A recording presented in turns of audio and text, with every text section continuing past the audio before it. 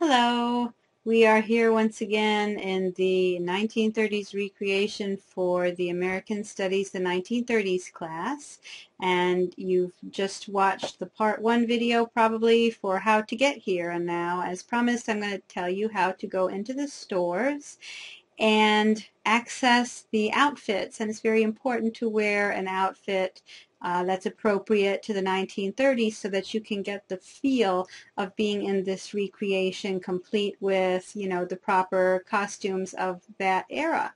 So It's a Man's World is the men's clothing store, and La Mode de Paris is, of course, the women's clothing store. So once again, you use the arrow keys on your keyboard to navigate to the store appropriate to your gender and simply click the doors to open them. In general, doors will open just by left clicking. So it's got a bunch of clothing in here and it's all free. There's very dressy things and then more casual, again, always dresses for ladies, whether it was casual or evening.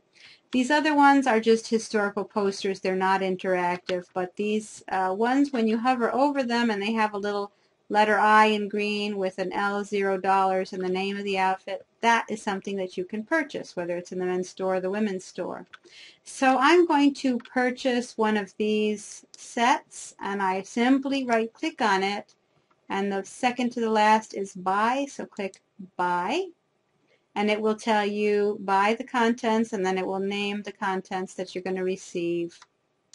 There's quite a lot in these 4 packages here because it even has different hair and shoes and everything else. So I will then click the buy button, and it says you paid Taryn Thies $0 for plaid suit. Okay. And you're probably wondering, where did that just go? Well, along the right here, the second to last button is your My Inventory, and everything that you purchase or receive from others goes into your inventory. And that represents a suitcase. And click on that suitcase icon. It opens up your My Inventory. And everything you just got that same day, that same login session, goes onto your Recent tab. So click Recent. It also shows me my current outfit. I'm going to close that folder with this little arrow. And as you will recall, I bought the plaid suit with bowler hat in wine. Okay, so I want to click on that. I can actually expand it by clicking that little arrow next to it. It's got your typical little folder icon there, and there it is. Sure enough, in my recent tab, all of the things that came with that folder that I just purchased. And what I'm going to do to make it really easy on myself, because that is a complete outfit, is I'm going to right-click on the topmost level, and everything in that folder goes highlighted. And I'm going to select Replace Current Outfit. I want to put absolutely all of it on. So I'm replacing the current outfit, and it will take a few minutes to load, and it's putting everything on me. And if you recall, in the previous video I showed you how to use your View interface by clicking on View down below, and then this little interface comes, which, as I mentioned before, I like to get out of my way. I don't like it right down at the bottom. And I'm going to use this orbit to pan my camera around, and look what happened. It all went black. Do you want to know why?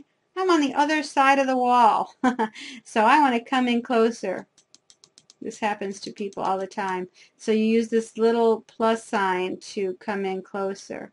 You can also use the little rolly thing on your mouse. That will roll you in and out as well. It'll zoom you in, zoom you out. Or the plus and minus sign on your View camera controls. So look, I'm a blonde now, and I've got a hat on. If there's something that you get on yourself that you don't want on, you can right-click on it and go Detach. And that is how you take an attachment off. These things, like these puffy sleeves and this frill, are also attachments. And believe it or not, I'm wearing 3 different hairs right now. They're just all identical and they're all covering each other up. So I'm going to detach some layers of hair here. Now I've brought it down to the black hair so I look like I want to look. I'm wearing the Emma Slick Black, but it also comes with Emma Fudge and Emma Platinum. So I now look like I want to look, and I am ready to go into the 1930s town. I want my inventory out of my way.